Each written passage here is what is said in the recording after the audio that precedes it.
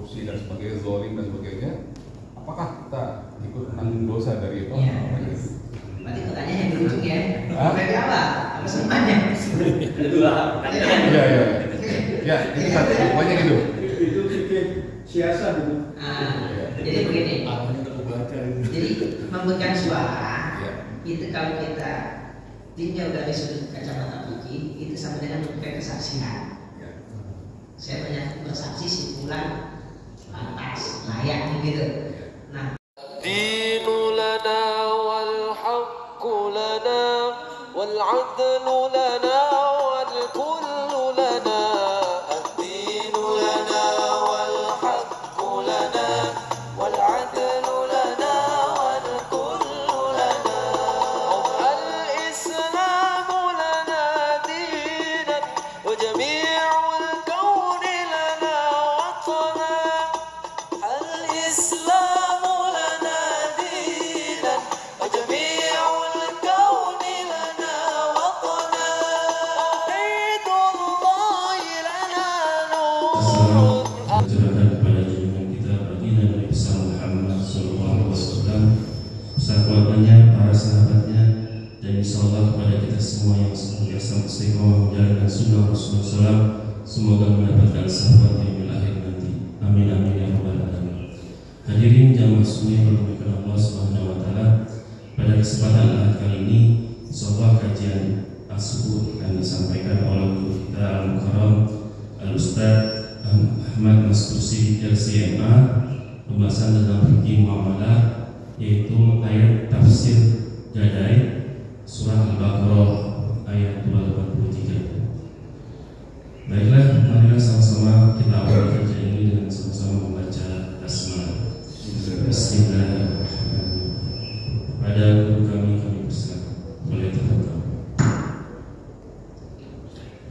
Bismillahirrahmanirrahim. Alhamdulillahirabbil alamin wa bihi nasta'in ala umuri dunya waddin wassalatu wassalamu ala asyrofil anbiya'i wal mursalin sayyidina Muhammadin wa ala alihi wa ashabihi ajma'in. Amma ba'd. Rabbi shrah li sadri wa yassir li amri wa hlul 'uqdatam min lisani yafqahu qawli. Rabbana zidna 'ilma warzuqna rahmah. Subhanaka la 'ilma lana illa ma 'allamtana innaka antal 'alimul hakim. Allahumma faqihna fid din wa 'allimna at-ta'wil. Bapak hadirin jamaah salat subuh Masjid Darussalam yang dirahmati Allah Ta'ala.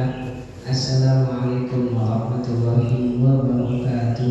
Waalaikumsalam warahmatullahi wabarakatuh. Alhamdulillah kita bisa kembali bertemu pada Ahad subuh hari ini di Masjid Darussalam untuk melanjutkan kajian kita tafsir Al-Qurtubi ayat 283 dari surah Al-Baqarah. Nah, kita membuka ta'aluk kita dengan membaca surah Al-Fatihah, surah pembuka, dengan niat dan harapan semoga dengan surah Al-Fatihah ini Allah membukakan hati kita sehingga kita bisa memahami firman-firman Allah Ta'ala masuk ke dalam hati kita, meresap dalam jiwa kita, mendarah daging dalam jiwa kita, hingga setiap kala nafas kita selalu berada di jalan Allah Subhanahu wa Ta'ala. Ala hazini ya ala kulli niyatin shalihah wa barakatun nabi al-Fatihah. A'udzu billahi minasyaitonir rajim. Bismillahirrahmanirrahim. Alhamdulillahi rabbil alamin arrahmanir rahim maliki yaumiddin. Iyyaka na'budu wa iyyaka nasta'in. Ihdinas siratal mustaqim. Siratal ladzina an'amta 'alaihim ghairil maghdubi 'alaihim waladdallin. A'udzu billahi minasyaitonir rajim. Wa in kuntum 'ala safarin wa lam tajidu katiban farihanun maqbudah. Fa in amina ba'dukum ba'dahu falyu'addi tumina amanatahu wa yattaqillaha rabbah wa la taktumu syahadah wa man yaktumha fa innahu athimun qalbuh wallahu bima ta'maluna 'alim. Sadaqallahu azim. Dan tersebut mungkin menyebutkan terdapat 24 masalah. Yang pertama sebagai pembuka yaitu ketika Allah Ta'ala pada ayat sebelumnya menjelaskan tentang al-kitabah wal ishad, yaitu mencatat hutang dan mendatangkan saksi dengan tujuannya dari satu indallahi wa aqwamul syahadati wa adna adata. Tujuan dari pencatatan hutang dan mendatangkan saksi adalah aqsatu indallah, lebih pasti keadilannya ya, di sisi Allah Ta'ala. Wa aqwamul syahadati, lebih tegak untuk dijadikan bukti. Wa adna adata, lebih terhindar dari keraguan. Itu tujuannya pencatatan dan kesaksian dalam hutang piutang. Dan dalam kondisi tertentu mungkin tidak bisa mendatangkan saksi, tidak bisa mendatangkan, tidak juga bisa mencatat, maka wasilah yang berikutnya adalah rahan, ya, jaminan sebagai bukti adanya hutang piutang. Walaupun dalam ayat ini ada kalimat wa in kuntum ala safarin, dan jika kalian sedang berada dalam perjalanan, kalau kita lihat konteksnya di zaman itu perjalanan tentu tidak semudah sekarang. Ya, komunikasi tentu tidak semudah sekarang, transportasi tidak semudah sekarang. Ya, mungkin orang dalam perjalanan jauh hanya 1-2 orang aja di perjalanan, kalau sekarang mudah ya. Bahkan dalam saat transportasi pun kita bisa bertransaksi dan semacamnya ya. Maka dalam konteks seperti itu, ketika tidak bisa mendatangkan katiban, malam tadi katiban, tidak ada orang yang bisa mencatat, tidak ada alat untuk mencatat ya, maka sebagai bukti adanya hutang piutang alihanun makmudun, ada rahnun ya. Nah, maka di sini dikatakan ya, rahnun adalah wathiqah ya, yaitu bukti adanya hutang piutang. Ini fungsi pertama, bukti. Yang kedua, sebagai jaminan ketika tidak bisa melunasi hutang, maka bisa dilunasi dari barang jaminan tersebut. Gitu ya, seperti itu. Jadi itu fungsi rahan yang kita terjemahkan dengan tandai. Pertama, bukti adanya hutang piutang. Yang kedua, sebagai jaminan untuk pelunasan hutang. Itu fungsi rahan. Nah, kemudian pada ayat ini disebut juga maqmudah ya. Kata maqmudah artinya digenggam. Itu mengisyaratkan sesuatu yang digadaikan harus sifatnya barang ya, barang ya, jadi bukan yang gak membentuk. Kalau gak membentuk gak bisa jadi rahan ya. Karena kata maqmudah digenggam. Terus yang kedua, kalimat rehan itu juga bermakna barang gadai tersebut tetap berada di tangan pihak yang menerima gadaian atau yang menghutangi ya. Selama masih ada di tangannya, berarti ikatan gadai tadi masih ada. Kalau sudah dikembalikan, berarti gadainya lepas. Gadainya lepas, bukan hutang piutang itu berlunas. Nah, begitu ya. Selama hutangnya belum habis, itu masih boleh dipegang oleh pihak yang memberikan hutang tadi. Ya, itu mana maqmudah, jadi harus diserahkan. Ya, harus diserahkan. Jadi bukan sekadar udah nih jaminannya ini, tapi tidak diserahkan. Ya, harus diserahkan. Gitu. Ya, begitu. Jaminannya yang motor serahin. Nah, cuma karena sekarang kalau benda-benda yang besar mungkin yang diserahkan cuma suratnya doang, nah, gitu ya. Jaminannya mobil, BPKB doang. Maka jaminan BPKB bukan mobil kan ya, jaminan BPKB. Betul kan? BPKB jaminannya bukan mobilnya. Kalau akadnya jaminannya mobil, mobilnya serahin, nah kan gitu. Ya kan? Itu tuh coba gadai gak mau, karena dia harus menyediakan ruangan buat menyimpan mobil, ya kan? Makanya gadai cukup, ya, BPKB-nya aja yang digadaikan. Ya. Nah kalau tanah apa lagi? Mungkin tanah, ya. Misalkan itu surat tanah ya. Karena ada kalimat maqmudah ya. Artinya maqmudah digenggam. Nah, jadi dari kalimat maqmudah di sini berarti harus benar-benar diterima oleh pihak yang menghutangi ya. Gitu. Nah, namun ada bentuk lain lagi, yaitu yang memegang itu pihak ketiga. Pihak ketiga yang megang. Ya, jadi yang berhutang pihak pertama, yang menghutangi pihak kedua, tapi yang memegang berada pihak ketiga. Kenapa harus pihak ketiga?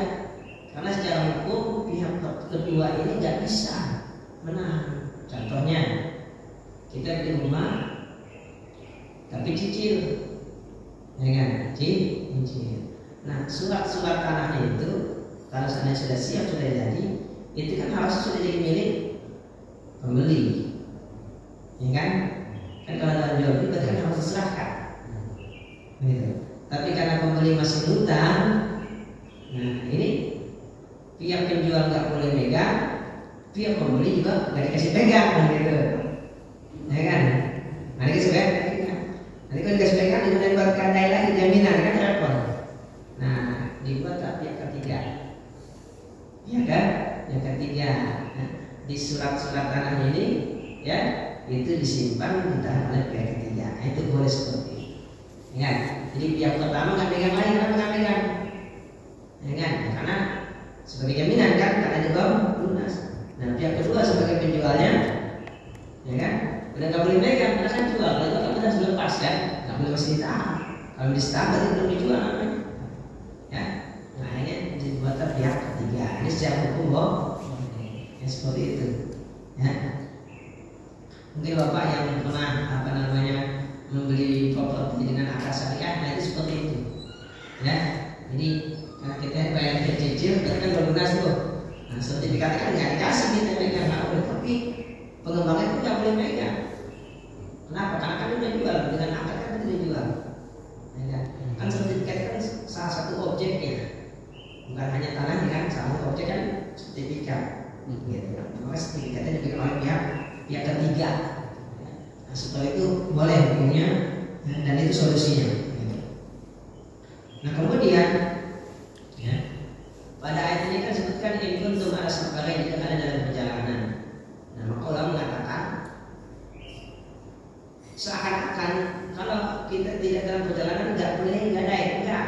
Jika ayat ini bicara tentang gadai dalam perjalanan, tapi kalau gadai tidak sedang dalam perjalanan seperti kondisi biasa, itu pun boleh.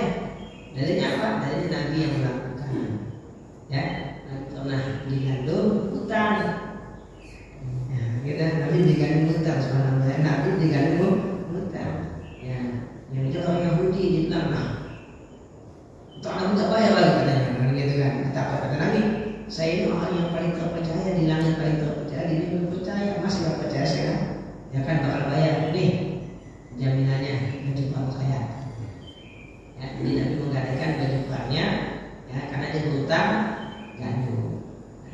Bahkan dalam sirah disebutkan sampai Nabi meninggal belum dilunasi, jadi masih ada apa namanya, bukan belum lunasi sih kalimatnya baju perang masih digadaikan.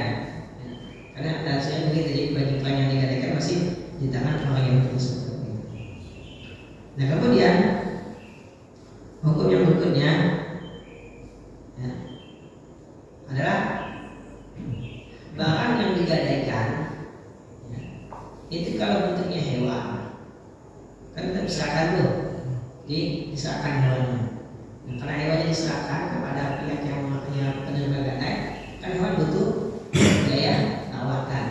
Nah, biayanya jika yang menanggung adalah yang menerima gadaian, maka ya si pihak pegadaian tadi boleh memanfaatkan hewan tersebut, boleh minum susunya, kalau bisa tidak ditunggangi boleh ditunggangi gitu. Ingat seperti itu. Nah, tapi di sini ulama beda pendapat. Kenapa? Karena hadisnya bunyinya di sini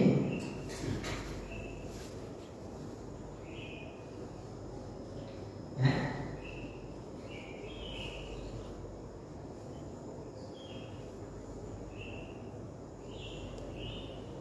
Di sini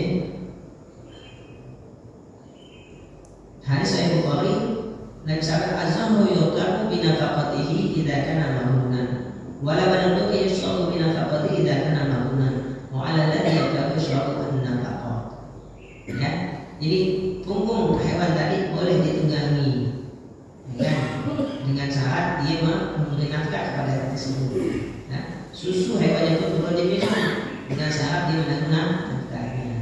Dan bagi yang menunggangi dan minum, dialah yang wajib membayar nafkahnya. Ya, jadi kalau seandainya apa namanya barang gadainya ke hewan, itu kan perlu dikasih makan, perlu perawatan, ya kan? Nah, kalau yang mengeluarkan biayanya adalah pihak pegadaian, maka pihak pegadaian boleh minum susunya, boleh menunggangi ya kalau hewan peliharaan, gitu. Ya, karena pemiliknya nggak bisa manfaatin, karena sudah digadaikan. Karena nggak bisa manfaatin, nah pemiliknya walaupun dia memiliki, dia nggak bisa bayar. Nah, dia nggak ngasih nafkah, gitu. Ya seperti itu. Nah, bagaimana dengan barang-barang yang lain? Ya, kita gadai motor boleh nggak kita pakai? Kan gitu ya, kan seperti itu. Nah, di sini yang ini ulama ya beda pendapat. Ada mengatakan boleh. Kenapa nggak boleh? Karena kalau kita menjaga uang misalkan 2 juta, kemudian kita dikasih motornya sebagai barang gadaian jaminannya. Nah, kalau motornya kita pakai, berarti kita dapat keuntungan dari meminjamkan uang. Dapat kan? Keuntungan dari meminjamkan uang tadi. Sementara kaidahnya seperti yang saudara katakan, meminjamkan itu nggak boleh mendapatkan keuntungan. Karena kan meminjamkan berarti menolong. Kalau menolong nggak perlu cari keuntungan, gitu. Ya kan? Karena itu termasuk riba jadinya, karena mendapatkan keuntungan. Gitu. Nah, adapun ya hewan, karena ada nasnya. Nah, nasnya ini hanya bicara tentang hewan. Berarti kalau barang-barang lain selain hewan, nggak bisa.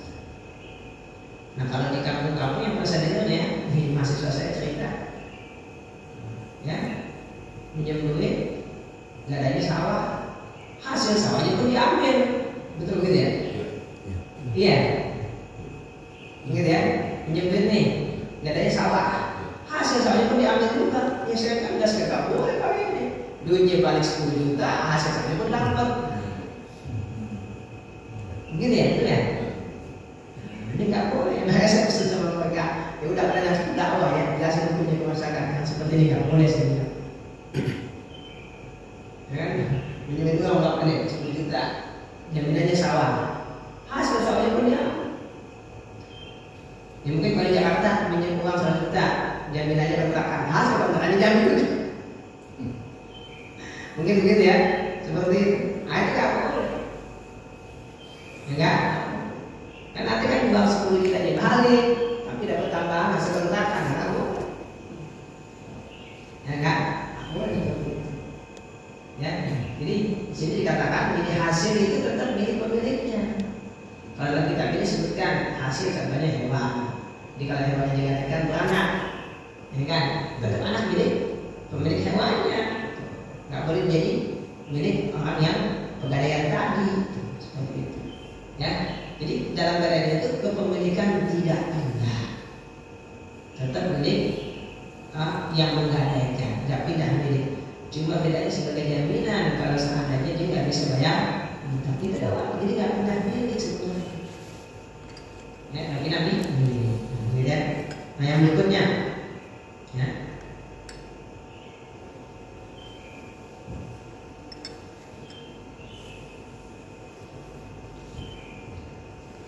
Yaitu hadis la yughlaq rahn. Kadang itu la yughlaq itu kan dikunci. Maksud dikunci apa? Nggak bisa balik lagi ke pemiliknya. Jadi nggak boleh akadnya begini. Oke, ini jaminan. Tapi kalau kamu nggak bisa dapat ini motor jadi punya saya, itu nggak boleh. Jadi nggak boleh akadnya seperti itu. Ya, nih jaminannya motor boleh. Tapi kalau kamu nggak bisa bayar ini motor jadi punya saya, nggak boleh. Ya, itu akad jahiliyah. Enggak. Ya, jadi yang ada gimana? Itu motor milik yang menggadaikan, dia nggak bisa bayar, dia menjualnya nanti. Berapapun lakunya, ibunya dia, baru nanti menghasilkannya. Begitu. Nah, kalau kita kan enggak ya, kalau baru sudah menggadaikan, udah menggadaikan bebas lah, diterang, dihampang gitu. Makanya ya, kita nggak punya kuasa. Begitu ya. Apalagi properti yang memana semacamnya, setengah harga juga, ya setengah harga ya. Rumah kita hilang, hutangnya habis, Ya, misalkan kita kan berapa nih? 3 juta. Maka kita nggak mungkin hari 100 juta kan? Nggak mungkin dengan 3 juta. Pasti cuma 8%. Karena saya pernah nanya ya di bank. Jadi harta kita itu dihargai 8% dari nilainya. Misalkan kita gadaikan emas nih, nilai 10 juta, kita hanya dapat 8 juta. Nggak mungkin 10 juta itu. Kan lupa begitu ya?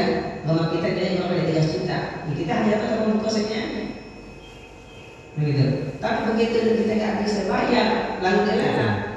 Rumah kita ratus setengahnya, akhirnya kan hilang duit kita. Utang belum lunas, rumah hilang. Nah itu yang banyak begitu. Saya nggak tahu kenapa, nggak ada undang-undangnya. Ada kasih undang-undang yang mengatur ini, saya nggak tahu juga nih. Kalau nggak kasihnya juga kalau sebenarnya. Kan banyak ya orang dalam begini hilang asetnya. Nah, banyak hilang asetnya. Ya masa itu pengajian cerita ini aset saya nilainya orang lain memang 2 miliar hilang. Utangnya nggak lunas, asetnya hilang. Nah ini namanya juga Quran. Anda bisa nggak boleh. Tapi kalau yang syar'i, yang saya akad ya, saya di rumah cicil, ya kan? Ya itu dalam akadnya jelas itu. Kalau kita tidak bisa melanjutkan, maka itu dijual sesuai dengan harga hari itu. Harga hari itu. Kalau kita tidak beli misalnya akadnya harga 2 juta nih, beli 5 tahun berarti kan udah naik tuh nilainya, ya kan? Misalkan harganya jadi 3 juta, ya udah 3 juta. Sisa kita berapa? 50. Kita kasih 50 dan properti tadi, ya kan? Kita sisa untuk kita. Nah itu yang saya begitu. Ya, ini yang saya begitu ya. Artinya ya pengembangan nggak rugi karena utang saya 50 juta, ya kan? Nah utang saya 50 juta, ya itu utang saya 50 juta. Dan itu rumah saya lagi 300, ya sisanya punya saya kan gitu. Nah itu yang saya begitu mestinya. Nah itu yang dikatakan dalam hadis la yudnaturahim. Ya, la yudnaturahim. Dalam hadis ini, fa'alaihi ghurmuhu wa lahu ghurmuhu. Artinya untung atau rugi, nah itu sudah menjadi haknya pemilik barang tadi. Lahu ghurmuhu, artinya kelebihan, kan, keuntungan. Lahu untuknya ghurmuhu wa alaihi ghurmuhu. Nah ghurmuh itu kan apa? Nah ghurmuh itu kan orang berutang, siapa? Kerugian. Berarti kalau kerugian dia kan. Artinya kalau seandainya barang yang dijual kemudian harganya turun, ya itu udah nasibnya dia kan. Tapi kalau untung ya itu nasib dia begitu. Jadi nggak boleh diubah. Ya, ini kaidahnya dalam bab tentang rohan ya, seperti itu. Ya, ini dalam hadisnya la yudlaku rahmu lahu ghurmuhu wa alaihi ghurmuhu. Ya. Hadis diriwayatkan oleh Darqutni ya, dengan sanadnya dari Abu Hurairah radhiyallahu anhu. Ya, seperti itu.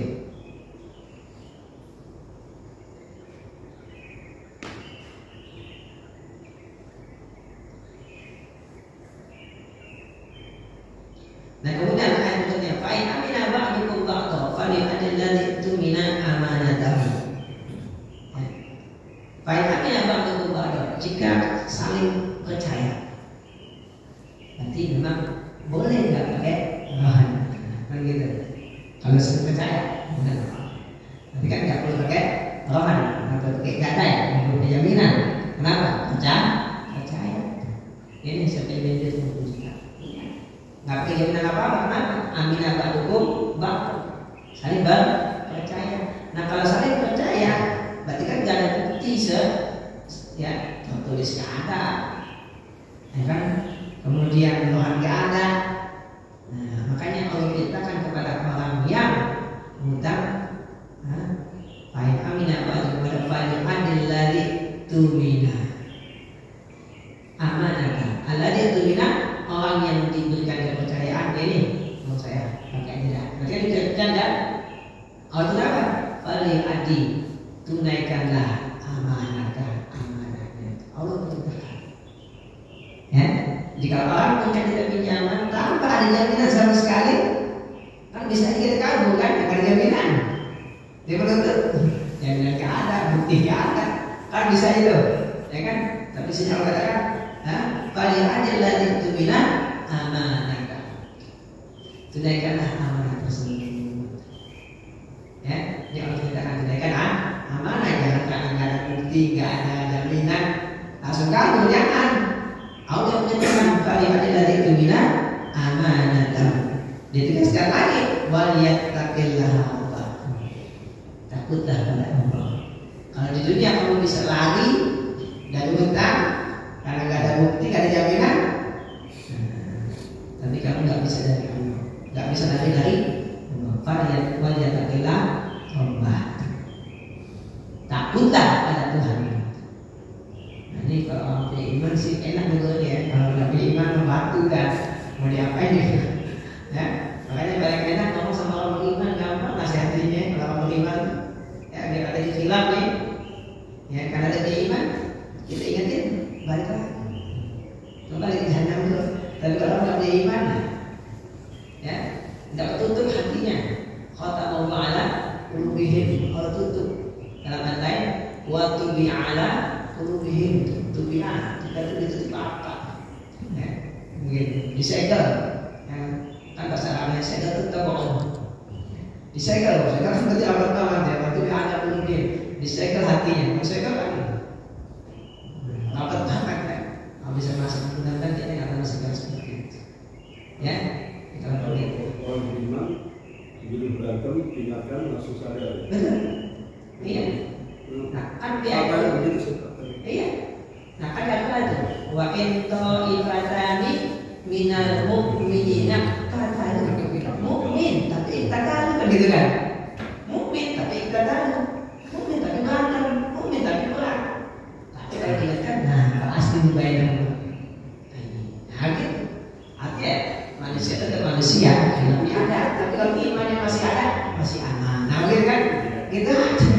Ya itu mungkin ya dalam manusia ada hilafnya, tapi kalau imannya ada balik aja gampang, ya ingat aja gampang. Tapi kalau nggak ada ya itu yang susah, ya. Nah, makanya di sini Pertumpahan darah. ya, makanya kalau bicara sama orang itu gampang, nggak enak gitu, cepat urusannya, ya cepat, ya misalkan kalau saya bagi bagus nih, kalau mendapat iman sejuk lah. Ya. Tapi kalau yang susah lah, 2 kali datang apa lah, ya, kan 2 kali datang apa lah juga gitu, ribet urusannya gitu, ribet. Tapi kalau aku nih, subhanallah gampang, sekali datang saja lah, aku bisa pulang. Nih cukup ini ya, kasih. Itu lah urusan. Enak kalau ngomong gitu enak, gampang, dilurusin gampang, gitu. Ya makanya Rasul mengumpamakan kaum itu seperti apa namanya, ada dalam suatu hadis seperti burung, ya kan, yang jinak, dalam hadis lain seperti lebah yang gak rusak, gitu ya, gitu. Ya, intinya selalu mendatangkan kebaikan. Nah kemudian wala taktumu syahadah, nah lagi. Tadi kan falihadilladzi tumina amanatan, ya, tunaikan amanah. Orang percaya sama kamu walaupun gak pakai jaminan, gak pakai saksi, orang percaya, ya kan? Tunaikan, jangan sampai nanti amanah. Waliyattaqillaha Allah, takutlah kepada Tuhan. Wala taktumu syahadah, tambah lagi. Jangan kamu sembunyikan kesaksian. Ya, nah ini lebih umum nih. Ya, jadi ayatnya lebih artinya apa? Bukan hanya yang hutang, tapi kalau memang ada orang tahu menjadi saksi, juga jangan sembunyikan. Dan jangan sembunyikan, ya. Maka dikatakan idza kana 'alal haqqi syuhudun ta'ayyana 'alaihim ada'uha 'alal kifayah. Jadi kalau seandainya ada saksi, maka saksi tersebut menjadi fardu 'ain baginya untuk menyampaikan kesaksian. Ya, jadi sebenarnya menyampaikan kesaksian itu hukumnya fardu 'ain kalau kita yang tahu. Tapi kan terkadang kita malah nggak berani menjadi saksi. Kita tahu ada kasus begini, kita tahu. Tapi kita nggak mau jadi saksi, sebenarnya nggak boleh. Ini ancamannya wala taktumu syahadah, jangan sembunyikan kesaksian. Kadang-kadang ada kasus ya, kita kebetulan tahu nih kasus tersebut, kita lebih milih nggak mau ikutan. Nah kan begitu juga. Kadang-kadang kan lebih milih nggak mau ikutan. Itu rasanya begitu. Berarti kan sama kita menyembunyikan kesaksian. Nggak boleh. Wala taktumu syahadah. Nah ayat ini pun sebenarnya bisa dipakai untuk apa? Untuk pemilu. kalau si fulan layak jadi pemimpin, berikan kesaksian, kasih suaranya saya pilih si fulan. Ya, nah kalau yang saya paham, memberikan suara dalam pemilu itu bukan hak, tapi kewajiban. Kalau undang-undang kan hak, ya kan? Setiap warga negara berhak memberikan suara, gitu ya. Kalau saya katakan dalam Islam bukan hak, kewajiban. Nah kalau hak kan sudah jadi ada. Jadi kalau pakai ayat ini, golput itu nggak boleh.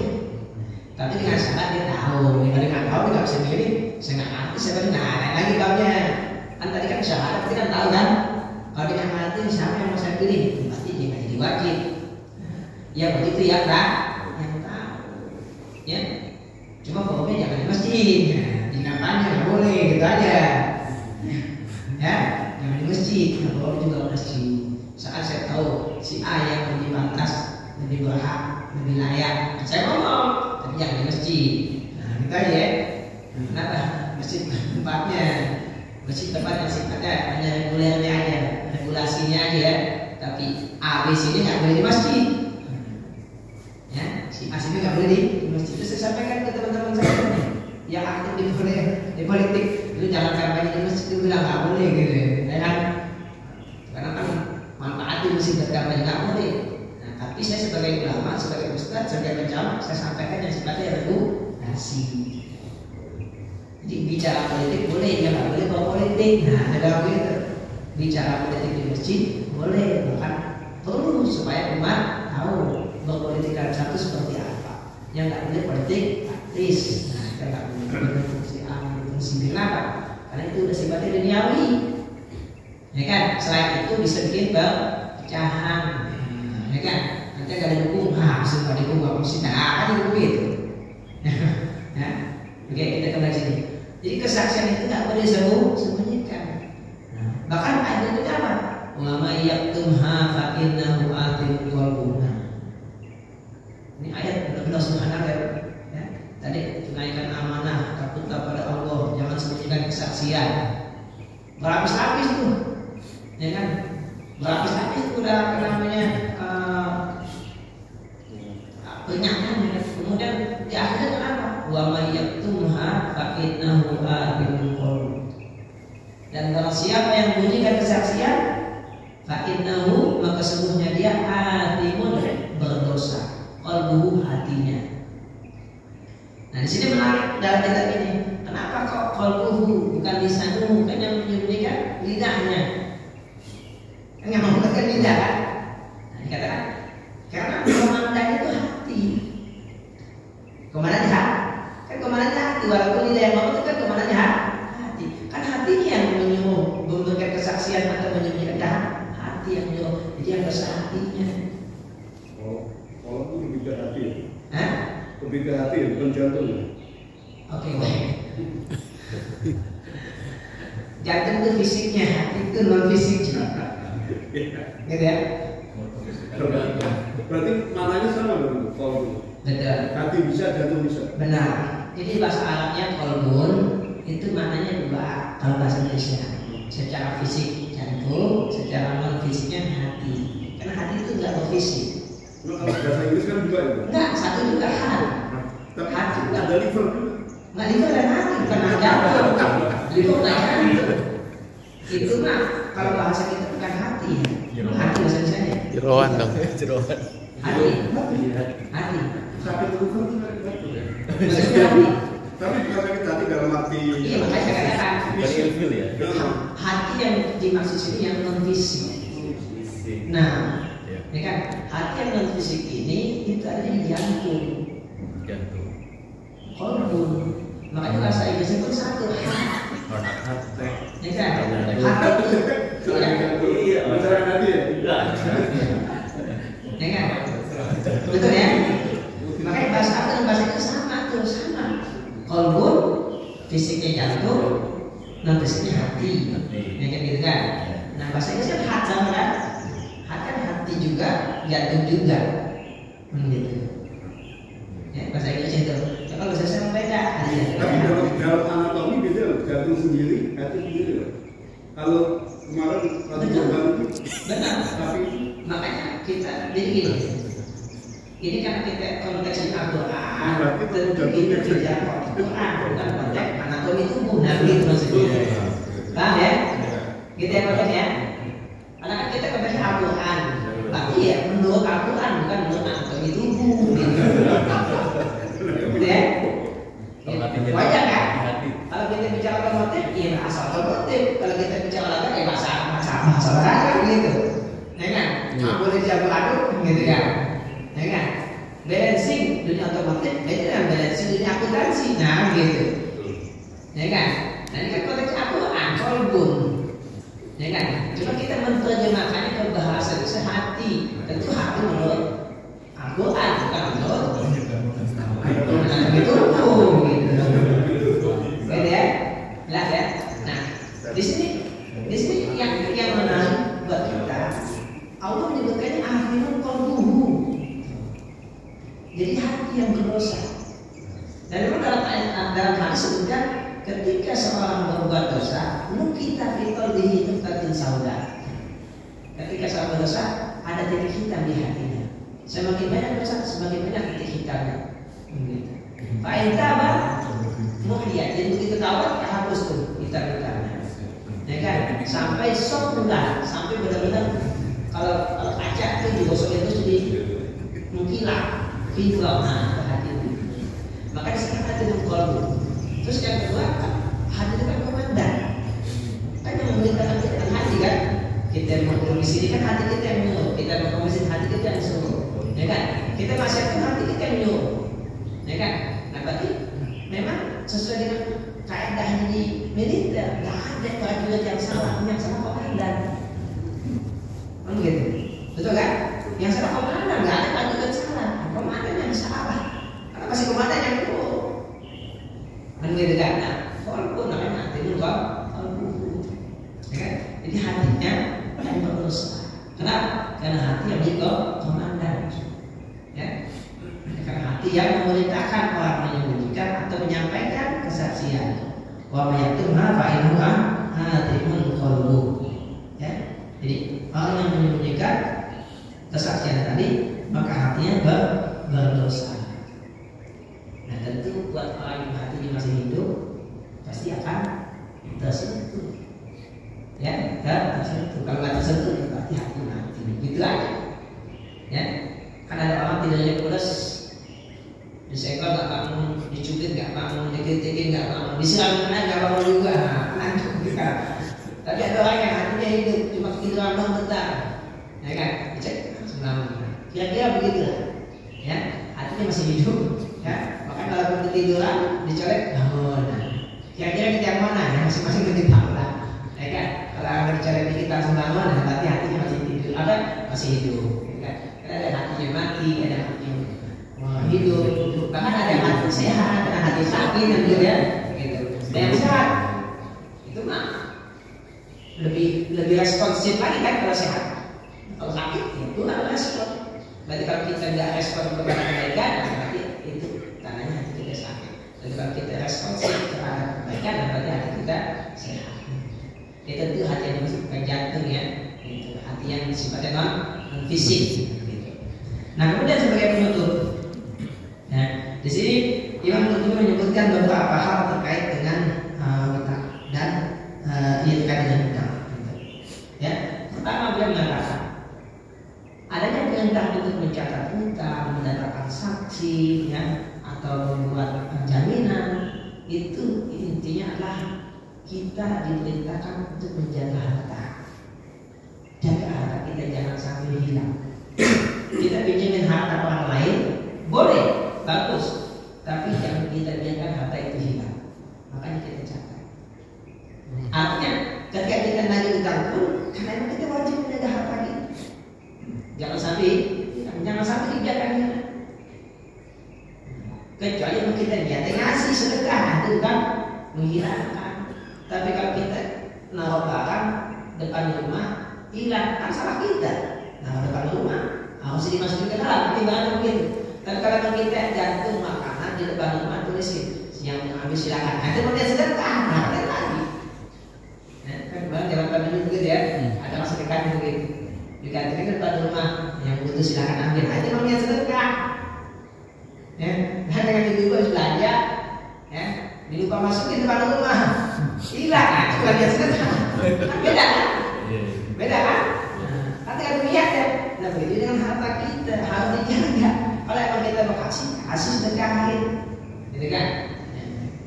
Kalau enggak, simpan, gitu. Jaga. Jadi ada perintah langsung dari Allah kita untuk menjaga harta kita. Jangan dibiarkan hilang, gitu seperti itu.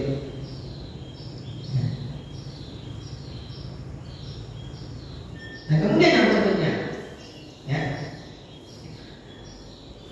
Imam Qurtubi mengutip sebuah hadis yang dikatakan Imam Bukhari, Nabi bersabda, "Man akhadha amalan nasi yuridu adaha atau anhu, wa man akhadhaha yuridu itlafaha atlafahu anhu."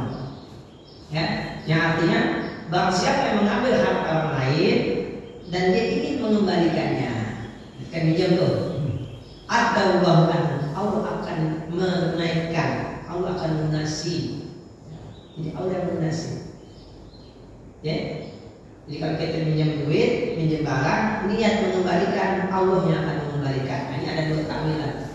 Takwilan pertama, di dunia Allah mudahkan rezeki kita untuk mengembalikan hutang.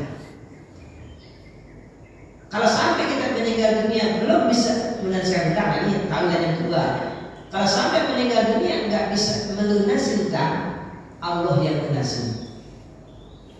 Karena nanti yang punya harta nagih tuh. Ya Allah, sebulan punya hutang sama saya dunia belum bayar. Kata Allah, dia udah niat bayar. Nah, jadi kan dia bebas dari hutang. Begitu. Mereka kalau kita hutang, niat bayar. Saya pernah tanya orang begini. Kamu sebenarnya niat bayar nggak sih? Segitu. Niat saya. Tapi kenapa Allah nggak mudahin kamu bayar? Segitu. Makanya Hans bilang kalau orang niat bayar, Allah mudahin. Tapi kalau Allah nggak mudahin kamu, jangan-jangan kamu ketika minjem nggak niat bayar, segitu. Kadang-kadang ada orang ketika minjem nggak niat bayar, emang nggak niat bayar dari awal emang nggak niat. Tapi kalau dari awal udah niat bayar, saya minjem nggak niat bayar, memang ada keinginan juga untuk bayar. Allah mudahkan rezekinya untuk melunasi. Allah mudahkan hatinya untuk melunasi juga. Nanti kan ada orang yang niat bayar, begitu dapat duit, niat batal. Tadi begitu kan kita. Ada orang begitu kan? Berarti kita minta dua kepada Allah, mudahkan rezeki dan mudahkan untuk melunasi. Karena sekarang rezekinya ada, bayar. Ada orang begitu. Allah udah mudah rezekinya, dikirim rezeki buat bayar hutang. Berubah niatnya, ada di bayar. Kan jadi ada. Nah, makanya kita minta ya. Karena kadang-kadang kita ini manusia suka lupa sama Allah. Seakan-akan kita bisa apa yang kita mau. Mestinya nggak boleh begitu. Orang mungkin selalu merasa lemah di hadapan Allah, selalu merasa nggak mampu di hadapan Allah, dan selalu merasa nggak mampu tanpa Allah. Begitu. Ya Allah, saya nggak mungkin dapat rezeki kalau kau nggak kasih. Ya Allah, saya nggak bisa mengerjakan kalau nggak bantu. Nah begitu. Karena kalau Allah udah kasih rezeki, saya tanya bisikin. Tadi ada utangnya, buat ini dulu. Nah kan begitu. Utangnya nggak kebayar. Padahal udah meninggal rezeki kan. Makanya kita minta juga agar mudah melunasi. Ya, nah, jadi boleh kita utang, tapi dengan syarat niat melunasi. Ya, seperti itu. Dalam kitab ini juga disebutkan ada seorang siapa namanya, lupa saya disebutkan tadi ya. Ada seorang mukminin dia ngutang. Saudaranya bilang, kamu kok ngutang? Kamu bisa bayar? Nah, kan gitu bahasa kita ya. Karena kalau ngutang kan harus mikir cara bayar itu jangan asal ngutang aja. Begitu juga kan? Misalkan kalau kita dapat penghasilan rutin, nah berarti kan kita berani itu ngutang tuh. Karena kita bilang kita bisa bayar sekian. Kan harus begitu. Jangan asal ngutang aja kalau nggak bisa bayar begitu. Tapi apa jawabannya? Sebenarnya Nabi bilang orang yang ngutang niat bayar perlu bantu. Ada kalau kita ngutang untuk kebutuhan, ya untuk kebutuhan. Kalau ngutang itu kan sama aja mempercepat kebutuhannya. Kan berarti berarti harusnya kita makannya besok, tapi makannya sekarang. Memang ngutang kan begitu. Dalam Islam tidak dilarang, silakan aja. Yang penting tadi niat melunasi. Nah kalau kita niat melunasi, Allah akan bantu melunasi. Kalau sampai kita mati belum bisa melunasi karena nggak ada hartanya, bukan karena kita belum melunasi, kalau kita belum melunasi tapi ada harta yang jalan bangsa, nah itu lain lagi ya sebabnya. Kalau benar-benar nggak punya harta buat melunasi sampai meninggal dunia, itu nanti di akhirat Allah yang melunasi. Artinya ketika ditagih hutang, memang harus begitu ya, ditagih kan? Nanti Allah yang belain kita, dan maksudnya begitu. Ya, Allah yang belain kita. Betul, saya mati masih punya hutang, tapi saya benar-benar udah lihat kaya, cuma keburu meninggal belum sempat bayar. Nah, makanya Allah yang belain. Itu penting. Tapi sebaliknya, waman akhwadha yuridu ittafaha. Barang siapa yang mengambilnya dan dia ingin memusnahkan, maksudnya apa? Tidak ingin mengembalikan, atlafahullah, Allah akan memusnahkan hartanya. Ya, kan banyak orang hutang hari bangkrut. Nah, jangan-jangan begini niatnya. Ketika hutang salah niatnya. Ya, jadi kalau ketika hutang niatnya ingin melunasi, insya Allah Allah mudahkan. Berapapun hutangnya tidak mudahkan. Ya, nah, seperti ya. Walaupun memang ada orang milihnya hutang, bagus juga apa? Bagus. Tapi kalau memilih terpaksa hutang karena untuk sebuah kebutuhan, ya, maka ketika dia niat untuk melunasi, Allah akan bagaimana? Melunasi. Seperti itu.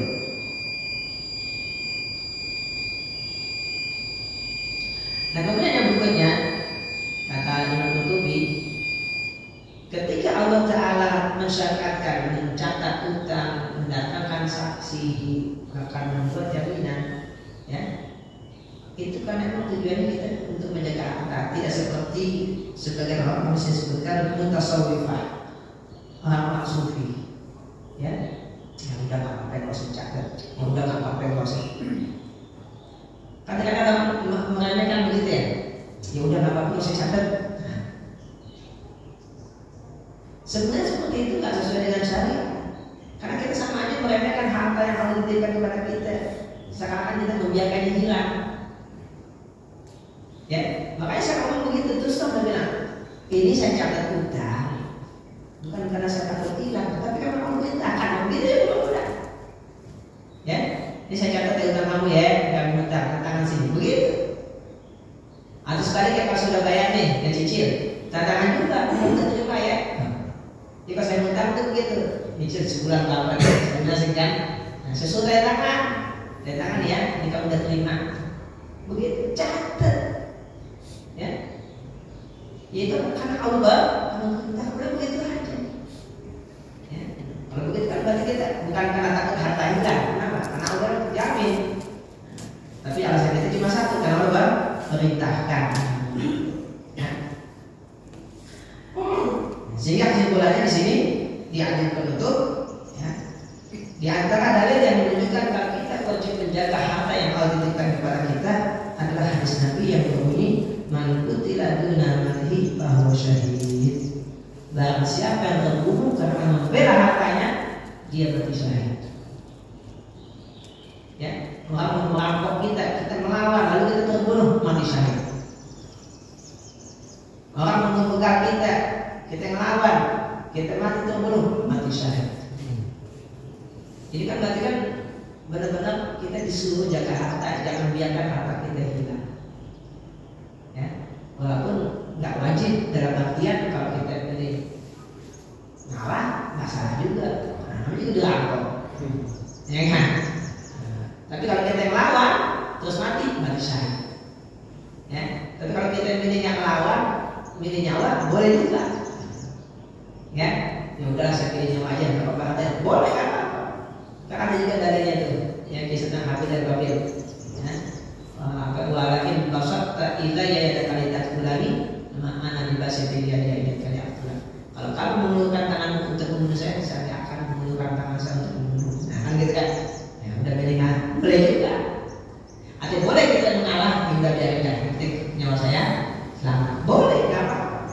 Tapi kalau kita milih melawan lalu kita mati, boleh juga. Nah, gitu kan? Bahkan nanti bisa syahid. Ya seperti itu ya. Jadi boleh kita pasrah dalam hal ini karena kita nggak berani melawan, kita pilih nyawa, harta hilang nanti kita cari lagi, boleh, ya kan? Boleh kita melawan untuk mempertahankan harta kita, walaupun kita mati, anda mati syahid. Nah sehingga dari ini semua kesimpulannya adalah kita diperintahkan untuk menjaga harta kita. Karena harta kita itu titipan dan di akhirat akan ditanya min aina tasabah wa fiman. Ya, di antara pertanyaan di akhirat itu la tazulu qadama 'abdin yaumil qiyamati hatta yus'ala an arba'. Ya, setiap orang mati dari kiamat tidak akan beranjak dari tempat dia berdiri sampai ditanya 4 perkara. Di antaranya wa an malihi min aina tasabah wa fiman faqa. Hartanya dari mana dia dapat dan kemana dia belanjakan. Berarti kita harus tahu harta kita itu dapat dari mana dan kemana kita belanjakan. Ya, seperti itu. Demikian pelajaran kita. Ya, insya Allah nanti kita akan ayat yang lain tentang bab muamalah. Ya, ada tentang utang-utang dan segala hal terkaitnya. Alhamdulillah sudah selesai 2 ayat utama ini. Mudah-mudahan bisa menambah ilmu pengetahuan kita. Kita tahu lagi dan kita tambah yakin lagi yang bahasanya ajaran Islam begitu lengkap, ya, sampai sekecil pun kita diajarkan. Seperti biasa sebelum kita akhiri, ya, jika ada pertanyaan silakan disampaikan. Silakan Pak Eliezer. Ya. Assalamualaikum warahmatullahi wabarakatuh. Waalaikumsalam warahmatullahi wabarakatuh. Ada 2 pertanyaan. Pertama tadi terkait yang sawah tadi sawah. Gadai. Sawah. Ya. Jadi kan kalau statusnya gadai kan artinya sawah tersebut tidak boleh diambil manfaat kan? Iya. Nah kalau realitanya itu apa? Sawah itu sudah digadaikan terus diambil manfaat tadi kan? Jadi sebaiknya transaksinya apa tuh? Apakah kan gadai nggak boleh?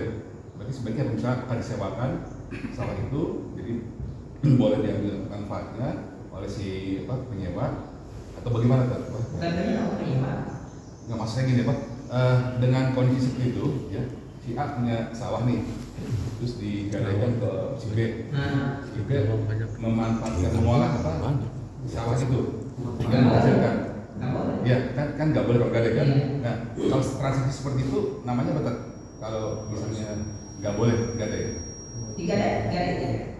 Kalau memang transaksi cuma gadai itu kan ada utang. Saya punya utang pada kamu, ini jaminan sawah saya. Udah. Tapi tidak ada jaminan. Betapa kalau saya nggak bisa berhutang, nah sawah ini dijual untuk berhutang. Nah sawah itu bukan milik saya.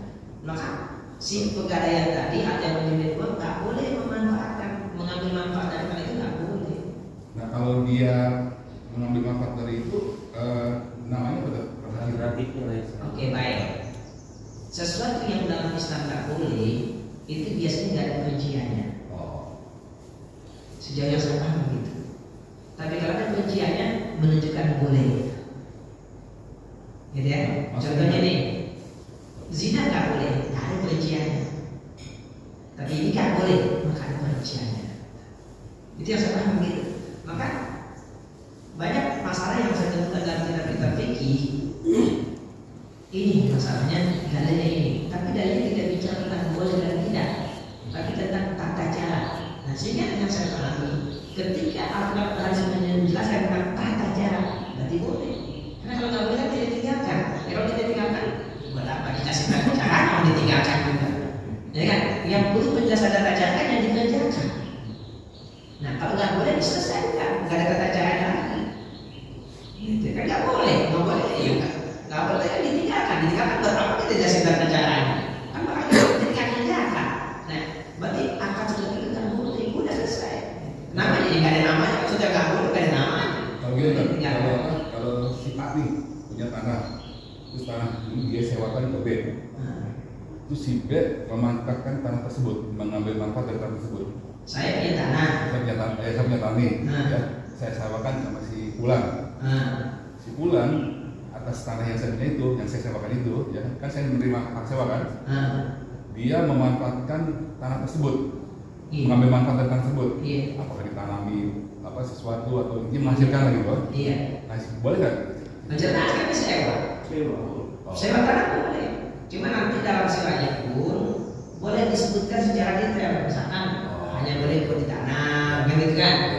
Boleh nggak apa-apa, kita punya tanah boleh bikin ketentuan. Ya kan? Nah itu maksud saya kita artinya transaksi seperti itu berarti dibenarkan gitu tadi. Nah itu sewa, ada yang tadi. Iya, maksud saya kalau statusnya sewa, kalau judulnya sewa gitu. Betul. Kalau sewa boleh, nggak boleh buat ketentuan.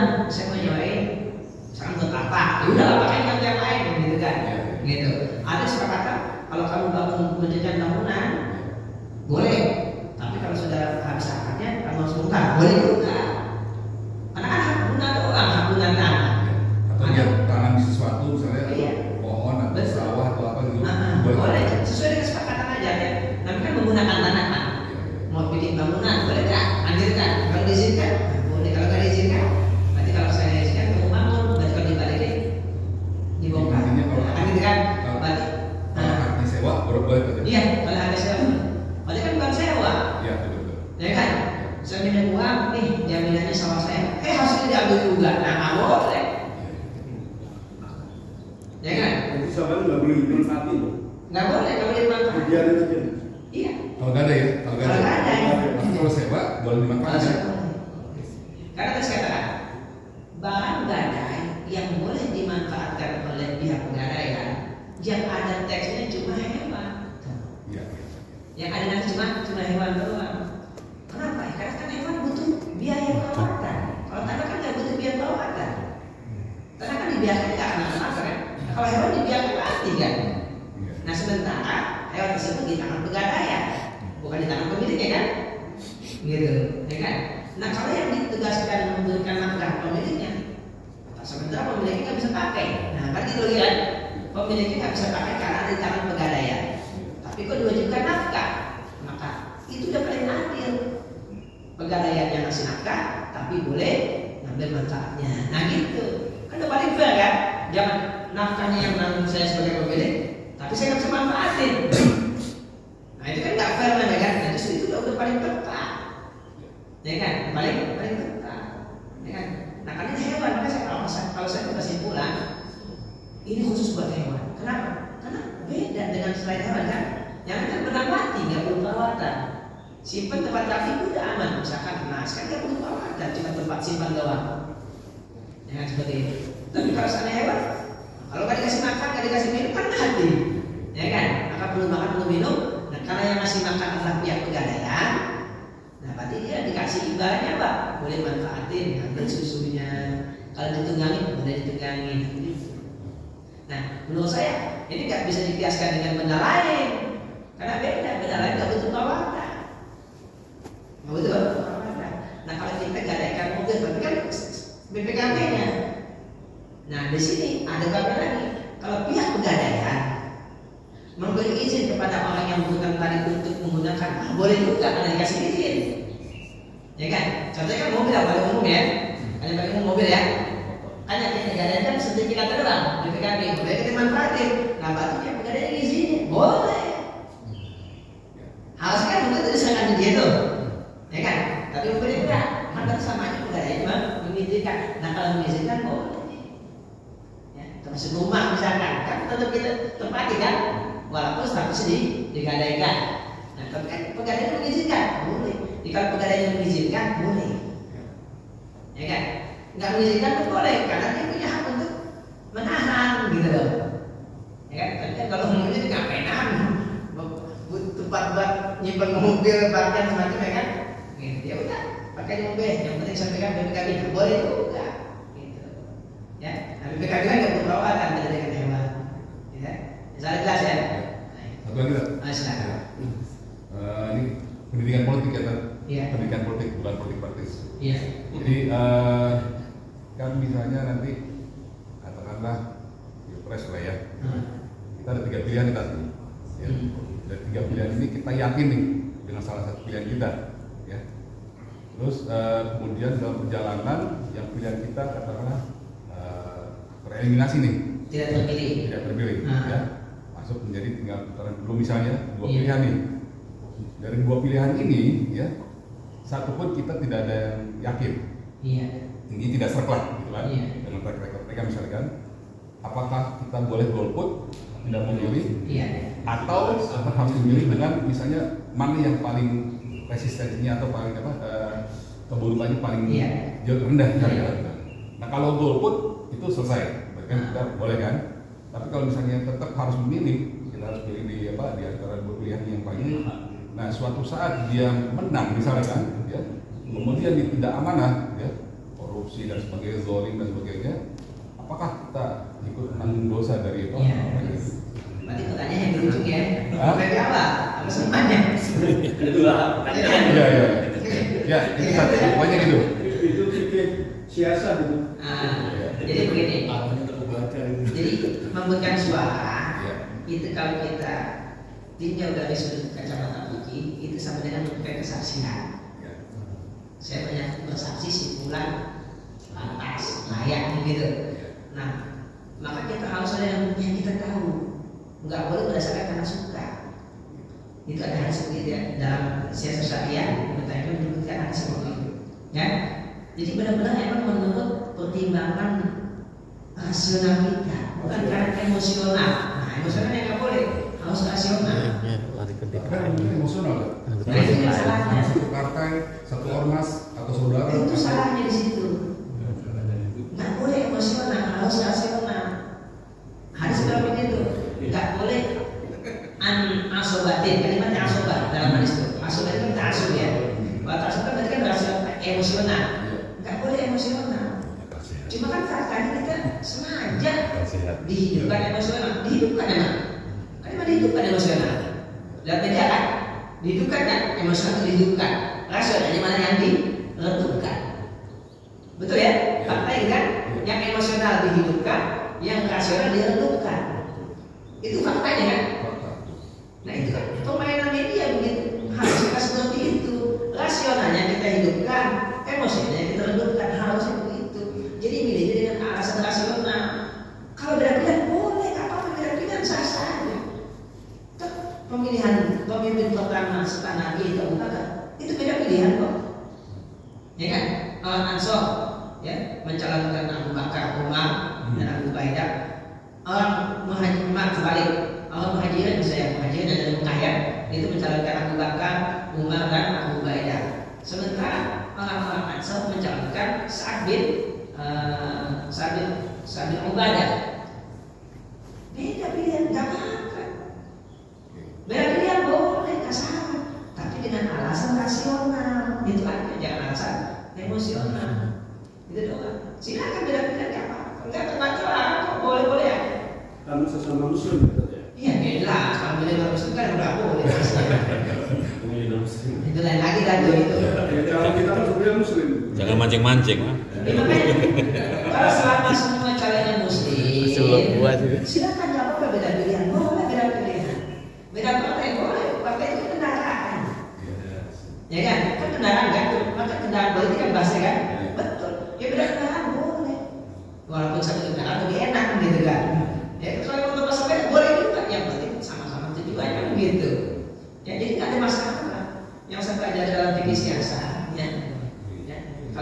Kalau fikih siasat klasik belum ada apa-apa. Ya kan? Jadi siasat modern tuh, diantaranya Dr. Qadawi dalam fikih tawanya, nggak apa-apa boleh. Ya, beda partai kok, yang penting satu tujuan. Satu tujuan. Nah kita yang nggak masuk partai atau nggak masuk partai, ya memang harus rasional. Nggak boleh emosional. Nah kalau rasional silakan, rasional sendiri silakan, nggak masalah. Nggak ada masalah sama sekali, boleh jangan. Kalau kita nggak pilih karena nggak tahu pun, ya nggak masalah karena nggak tahu. Bukan karena nggak mau. Kalau nggak mau kan tahu tapi nggak mau, nah itu yang salah. Gitu. Ya kan? Kalau kita tahu kita pilih. Nah kalau kita sudah pilih, ya kan? Yang dulu berarti kan? Ya, betul. Ya. Kita sudah pilih nih. Karena kita menurut rasional kita, rasional ya, siapa yang memang pantas menjadi pemimpin. Nah, terpilihlah di perjalanan bukan pelanggaran hukum, kita nggak ada konsekuensinya. Itu udah konsekuensi dia. Ya kan, kita konsekuensinya. Artinya, ya, bukan lagi salah kita. Nah, soalnya tadi kalau kita boleh nggak? Nah, Kalau tadi artinya saya bilang tadi kan, ini yang kita pilih, maka dia terlalu di sini. Iya. Kan kita dua. Iya. Dan dari dua ini kan kita nggak serp nih, karena memang dari awal kita tidak. Nah, yang saya lihat dua ini nah itu, sebagai kita masih pernah pada rasional. Bukan tersordat, maksudnya arti terkait orang yang dua ini, ya, menurut ya tentu media lagi media nih kan, ataupun ini ya, frekuensi kurang baik lah gitu ya. Nah, terus kita memilih golput karena kita terkait orang ini. Nah, Apakah boleh? Betul, kalau menurut Bapak, menurut nasional Bapak si A ternyata tereliminasi, si B nggak dipilih, boleh karena menurut Bapak si A yang nasional, nggak masalah. Menurut nasional Bapak si A ternyata nggak dipilih, nggak masuk ke lolos perintah bukan. Dan yang kedua itu menurut nasional Bapak nggak pantas dipilih nggak? Golput nggak apa-apa kan? Nggak pantas. Kenapa nggak bisa? Kan menurut nasional dia. Iya. Nggak apa-apa kan? Yang penting rasional yang bukan emosional itu aja. Jadi kesimpulannya dari siapa? Kesimpulannya. Gitu ya? Kesimpulannya. Rasional. Oke? Kalau kita ikut orang yang rasional, boleh juga ikut orang yang rasional, begitu. Misalkan umumnya nih kalau istri di rumah ya ikut suami, boleh. Karena kan diikat, karena kan ada istilah dari dua ini pilih tetap harus dipilih mana yang kadar apa ya mungkin negatifnya paling sedikit lah gitu kan. Itu betul, itu rasional juga namanya.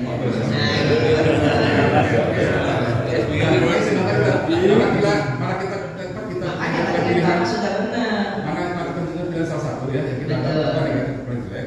Suatu saat nanti dia tidak amanah, apa dia khianat apa Itu rasional Bapak sendiri kan? Yang pertama saya pilih kalau tapi yang kedua nih harus saya pilih. Nah, rasional juga, nah benar juga sebenarnya. Makanya penting rasional yang emosional. Kalau emosional, enggak saya nggak dukung, saya pilih. Nah, itu yang salah. Ya. Itu masalahnya ya. Nah, makanya ya. Pemilu itu kayak emosional ini. Iya. Pemilu kayak emosional. Dukung-dukungan. Ya kan? Dukung-dukungan kan. Mulai pasang ini. Mulai pasang gambar. Kalau begitu. Jadi kata saya dulu, itu salahnya begitu. Dan ketika quick count, kayak nonton bola juga tegak. Tegak kan? Kayak nonton bola nanti tegak. Nah, Allah ya Allah. Jadi pilih pemimpin yang bisa menjadi penentu nasib kita 5 tahun. Jadi kayak main. Jadi kayak main kan? Jadi kayak game kayak main. Karena politisi juga tahu, makanya politik itu permainan. Ya Allah, politik itu permainan. Jahat banget politik itu permainan. Jadi kita akan jadi permainan dong. Ya kan? Politik adalah permainan. Politik permainan. Lah kita akan jadi objek mainan kalau gitu. Ya Allah. Makanya gitu dong. Itu kalau ada politisi kayak gitu, eliminasi yang begitu tuh. Bangun 4,5 Kalau ada triliun. politisi bilang politik mainan, eliminasi langsung tuh. Nama ada politik mainan, itu juga mainan dong. Lah kayak mainan kalau begitu. Mungkin gile. Bahkan, masih politik game, namanya politik game. Berarti kita ada mainan dong objek, anak kita main-mainan, enak aja politik mainan. Jadi kalau ada politisi bilang politik adalah game, eliminasi langsung. Coret langsung, jangan sampai jadi wakil rakyat dan begitu. Lagi jadi pemimpin, nah jangan sampai dah. Wah, apa tuh urusannya politik atau mainan? Tapi itu yang jadi objek mainan. Ya kan? Sampai aja mainan anak kecil yang dimainin kan, lagi mau dibuang, dimainin kan begitu karena kecil gitu. Ya kan? Lagi mau dimainin, lagi mau dibuang, enak aja. No, kalau ada politisi begitu tuh eliminasi. Kampanye kalau begitu jangan pilih si Anto. Dia bilang apa tuh? Politik ada permainan, enak aja gitu permainan. Selesai dilaporin. Ya kan? Jangan Ustaz. Sekarang di framing. Kalau kita harus hati-hati pilih pemimpin. Karena kalau kita salah milih, konsekuensinya akhirat gitu. Kalau pemimpin yang kita pilih itu nggak amanah atau zalim, kita juga kena. Kan di framing begitu. Sehingga kita akhirnya kan ya bukan rasional lagi. Itu kelebihan juga. Enggak berlebihan. Terus yang berlebihan. Kalau kita mengatakan kalau kita salah pilih konsepsi akhirat, lihat dulu salah pilihnya apa alasannya. Kalau emosional harus salah. Tapi kalau rasional lalu salah pilih, ya nggak ada konsekuensinya. Kita sudah berpilih rasional, kemudian salah pilih, insya Allah nggak ada konsekuensi akhiratnya. Kecuali pilih emosional. Jadi nggak mutlak begitu ya. Kalau berlebihan juga jangan berlebihan begitu, saya juga. Ya berlebihan kok. Kalau kita salah pilih konsepsi akhirat, ya, lihat cara pilihnya juga. Kalau cara pilihnya emosional bisa. Tapi pola pikir masyarakat kita masih banyak yang kita. Nah makanya kita urusin kan sekarang. Kita urusin sekarang. Ya, pertama kita ganti ya. kita edukasi masyarakat. Ya.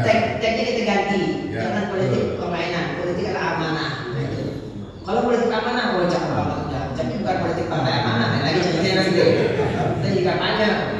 Ya, politik adalah amanah. Gitu. Artinya kalau kita tetap nggak milih karena faktor emosional juga nggak boleh. Nggak boleh. Tapi golput emosional. Kita kasih akal. Ya, ya. Belum gitu kan. Iya, itu betul. Nah, benar Ya udah, kata bulan depan kita bahas persiapan. Ya, jangan ada persiapan untuk yang ini. Ini nggak apa-apa, tanya itu. Ya udah, insya Allah yang akan datang kita bahas persiapan. Tinggi siapa ditunda lagi dari pertanyaannya. Kalau yang ada yang mungkin ada yang mau tanya yang Sekarang mau pemilu harus Udah. Kalau nggak boleh bahas persiapan. Pemilu DKM nih. Ya, tapi silakan berusaha yang saya katakan sifatnya regulasi. Siap. Ya, enggak mendukung kelompok atau personal tertentu. Nggak boleh, nggak Karena boleh. nggak boleh di masjid. Nggak boleh, nggak boleh. Nggak boleh biasa. Ya, Jadi oke. Nanti Udah cukup. yang nggak ada ya. Setengah tujuh udah. Bulan depan insya Allah. Setengah tujuh mau balik. Pak Bu nanya tentang gadai. Pegadaian. Oh ya silakan. Boleh Tot ya? Ya. Satu aja Tot. Ya. Saya pernah melihat ada pegadaian yang syaratkan misalkan BPKB-nya sama fisik barang, misalkan mobil atau motornya juga ikut digadaikan Iya. atau ditaruh di pihak pegadaian. Itu bagaimana? Apakah pegadaian boleh memanfaatkan hasil daripada barang gadainya itu? Karena kan kalau mobil motor kan butuh misalkan dipanaskan atau apa, servis misalkan. Apakah halnya sama dengan hewan ternak? Kalau dulu kan hewan ternak, kalau sekarang Iya. mungkin mobil motor. Apakah sama? Kalau penting kita sama, berarti kan kos dan benefitnya itu hanya pertimbangan. Misalkan kalau zaman Nabi kan seberapa banyak makanan hewan, seberapa banyak susu, masih ada seimbangan, gitu ya. Tapi kos perawatan mobil dengan benefit penggunaannya seimbang. Itu kan kalau kita menyatakan ya, berarti harus ada unsur keseimbangan juga. Jangan sampai benefit lebih banyak daripada kosnya. Itu aja kalau mau seperti itu. Ya, kalau mau seperti itu ya, ada kos dan benefit jangan sampai lebih banyak benefitnya dan lebih jauh. Ya, maka hari seperti ini oleh Hanafi nggak boleh dipakai. Kenapa? Karena nggak bisa diukur susu. Nggak bisa diukur itu berapa liter yang bisa kita minum. Kan tentu, ya kan? Nafkahnya berapa? Nah, kalau bahasa Hanafi hal-hal yang nggak terukur itu nggak diambil. Gitu. Karena nggak terukur. Ya kan seperti itu. Benefitnya berapa? Kosnya berapa? Nah kalau terukur silakan. Jadi jangan sampai benefitnya jauh lebih besar daripada kosnya. Kalau cuma dibilang tadi panasin mobil doang, nah itu kan kosnya kasih berapa berarti? Ya kan? Nah itu kalau di dalam mobil justru dia baru dia buat garasi, malah rugi kan? Ya kan? Ini kan benar, aja PKB cukup, mobil silakan pakai. Nanti malah ngurangin pengeluaran, ngurangin kerjaan. Misalkan pegadaian mau menyewakan lagi ke Nah nggak boleh. Nah itu nggak boleh. Itu menyewakan atau dipakai untuk operasional si pegadaian itu. sama, operasional kan benefit namanya. Beda. Nggak boleh. Itu sama kayak tadi sawah. Nah, Nah itu yang harus kita luruskan. Kita teruskan. Gas. mereka Nah itu kita harus luruskan ya. Harus kita luruskan. Pokoknya kaedahnya, ini kaedahnya seperti yang kita sebutkan. Beda. Kalau meminjamkan berarti menolong. Kalau menolong nggak boleh untung. Tahu itu poinnya. Itu aja. Ya. Meminjamkan menolong itu nggak ada yang untung. Kalau menyangkut untung jangan akan pinjam jangan akan lain. Sewa, berarti sewa itu. Ya.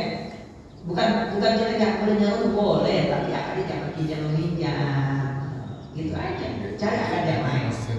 Oke, karena meminjamkan tadi kan menolong itu nggak boleh dari untung. Ya, jangan kita nolong dari untung ya. Kita nolong namanya. Udah orang susah, masih berperas ya, jangan. Itu sangat jauh dari Indonesia. Oke, baik ya karena saya sengaja Cukup.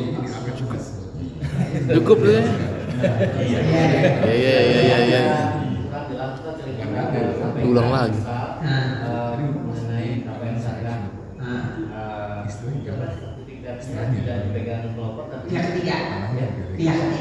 Yang ketiga ini siapa ya? Oke, jadi pihak ketiga itu yang ditunjuk oleh dari pihak developer. Dalam yang disebut namanya al-amin.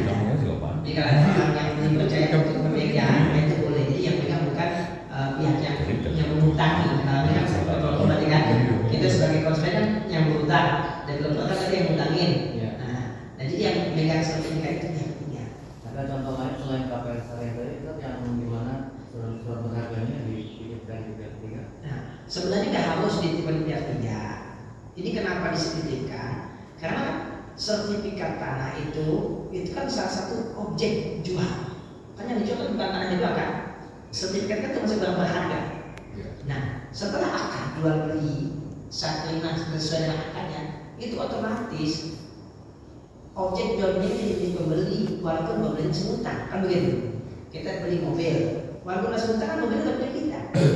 Nah, ketika sertifikat tanah itu sebenarnya bukan punya kita juga, nggak boleh dikuasai oleh developer, gitu.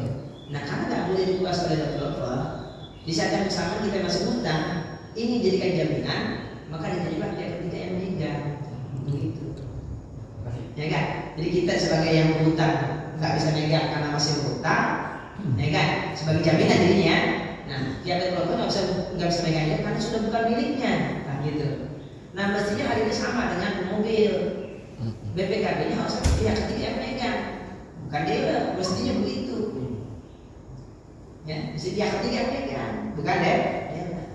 Ya, kenapa? Karena harus itu punya kita, udah diserahkan, ya kan? Diserahkan kan? Nah, tapi karena kita ngutang berarti kan jadi jaminan tuh. Nah, dipegang oleh pihak ketiga. Dan cuma pihak ketiga itu namanya siapa? Kalau dalam konteks ini sebenarnya al-amin aja, jadi orang yang dipercaya dan nggak ada istilah yang khusus. Ya, nanti jadi pihak yang membuka hutang itu tinggal tunjuk siapa. Nanti dalam Apa multivalent? kalau multivalent itu kan yang mengutangin, bukan pihak ketiga, Pak. Kalau kita di mobil, ya saya paham ya. Kalau kita di mobil lewat finance, itu sebenarnya kita ngutangin bukan ke dealer, kita ngutangin ke finance. Bukan ke dealer, bukan. Karena kan finance, ini kalau yang sehari ya, beli mobil ke daerah, jual ke kita. Kita lagi gitu. Iya. Jadi hubungan kita dengan daerah itu selesai. Sebenarnya hubungan kita dengan finance bukan dengan daerah lagi. Sama Multivalent itu berarti pihak ketiga. Enggak. Justru sebenarnya itu bukan pihak ketiga, mesti pihak kedua. Mestinya begitu. Pihak kedua. Jadi hakikatnya ini. Nasabah, dealer, Jadi setelah multivalent. Ada 3 orang. Tiga Iya. pihak. Mestinya begini di kalangan syari ya. Kita tuh beli mobilnya di finance beli mobil di dealer, nah gitu. Yang syari begitu. Semua juga begitu. Tapi faktanya kan Emang begitu sama. Iya. Jadi dari pihak bank syariah pasti akan sebagai pihak yang kita berutang ke bank, nggak ada yang dealer. Ini kalau contoh yang saya lakukan bukan mobil ya, emas. Jadi pihak bank melakukan emas, beli emas, saya beli baru jual ke saya. Itu yang saya jalani. Begitu. Jadi dia akan dulu dengan akta, data port dia beli, ya kan? Hah? Kenapa? Iya berubah betul. Iya berubah. Jadi nanti kan lihat harga nih, harga ini berapa Pak sekian kan? Nah, ditentukan keuntungannya dulu, jadi kan. Iya, betul, benar, ya kan? Jadi pihak bank beli ke akta, telepon, ya kan? Nah baru akad dengan saya. Memang begitu urutannya. Coba kalau mobil saya belum pernah nyobain, nggak tahu kalau mobil dengan bank gimana. Nah, tapi kalau dengan emas begitu. Jadi pihak bank beli emas di akta, telepon, itu sama, kalau dia ngomong, ya kan? Baru jual ke saya. Nah sehingga saya ngutangnya ke bank, bukan ke Antam, walaupun masih dari Antam, gitu kan? itu yang bank syariah tadi. Makanya. Kalau konvert kan nggak gitu. Itu syariah murabah. Saya nggak akan bahas kan kalau kita saya nggak tahu Panjang lagi. Ya kan gitu ya. Nah, cuma kalau mobil sebelum praktek nggak tahu, ya kan? Apakah begitu juga? Sama gitu juga. Nah, Saya pernah melakukan itu. Ayo. Jadi yang beli itu biar barang dengan si penjual itu selesai urusannya gampang. Nah udah, emang yang betul begitu. Iya. Semua juga begitu rumah. Itu yang syariah. Iya, jadi Semua juga syariah. hubungan kita ke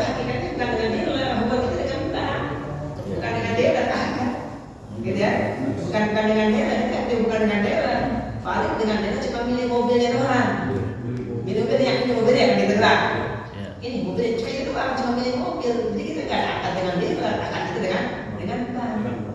Biaya. Gitu. Ya, nah yang syar'inya begitu. Ya, misalnya kan ya. Nah, mestinya kalau gitu kan berarti kan kita ngutang sama bank. Berarti kan BPKB ditahan sama bank kan. Nah mestinya jangan dipakai menahan. Pihak ketiga yang menahan. Ya kan? Itu biar lebih syar'i lagi gitu ya seperti itu. Ya, tapi saya belum tahu persis kayak gimana. Ditahan di bank apa di mana BPKB? Di bank. Kalau saya itu di rencana bank ya. Nah, kadang-kadang kan pihak ketiga benar. Kadang-kadang pihak ketiga bukan bank. Namanya apa ya? Kolektor bukan? Baris. Betul. Saya rasa udah ada fatwa DSN-nya gitu. Mesti udah ada kok. Udah ada saya yakin. Ya, karena orang-orang DSN bisa kenal kok.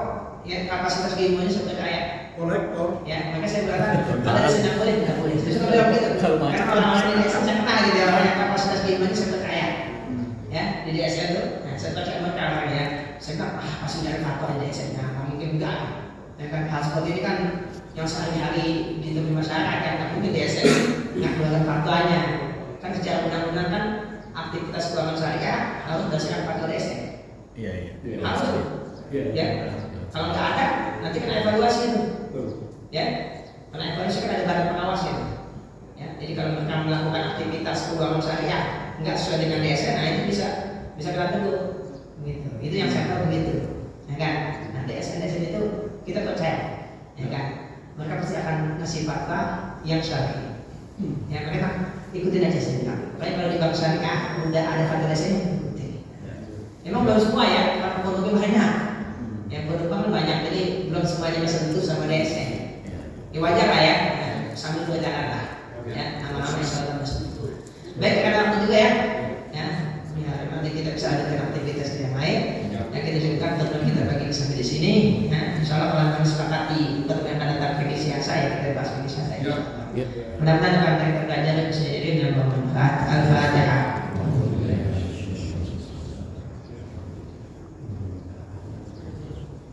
Iya.